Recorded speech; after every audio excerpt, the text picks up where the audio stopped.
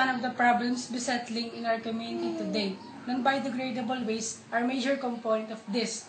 Concerned citizen told me, what if the time comes when the lone landfill in Barangay Malas comes to an extent? In line with this question, I as an engineering student will apply automation to a project that will benefit our community. This was the so-called injection molding machine that will benefit our material recovery facility center. Together with the grinding machine the barangay utilizes, this would help us reduce reuse and waste for a better and cleaner community that everyone wanted. In order to achieve this, I made a ladder diagram that explains the whole process. Here it is. This proposed project consists of the following. For the input, we have the start button. Secondly, you have the normally open contactor, alarm heater element, burnout detector, push button stop, alarm motor, the signal from the speed motor, limit switch forward, and a limit switch reverse. For the output, we have the following. Power temperature controller, a speed signal control motor, on or off for screw, a solenoid to pneumatic cylinder molding forward, a solenoid to pneumatic cylinder reverse, a unit output when the desired temperature is reached.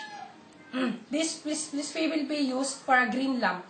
A unit output for a heater on or off to power temperature. This is a red lamp. As I said before, I will explain the ladder diagram that will explain the whole process. Here it is. Here. We are going to apply 24 volts to the whole circuit. We will pressing the start button initializes the whole process, and a normally closed stop button will terminate the whole process. And a normally closed speed control motor and a power temperature which is in parallel with the start button. This is the latch. For the second round, we have the power temperature, which is series, which switch per heater, and timer 1. Timer 1 here is, it indicates 2 seconds, but this data setting can be varied.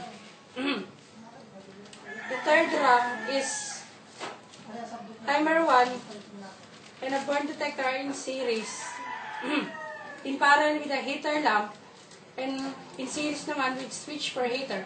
Alarm heater lamp is our R2. At this point, the heating process occurs. Normally open contact naman is in series with heater switch. Normally close alarm heater lamp and a power temperature. And a power temperature which is in parallel with the normally open contact and heater switch. At this point, heating process occurs. A power temperature and a switch heater. We are now discussing step 2, injection molding process. Here in the following circuit,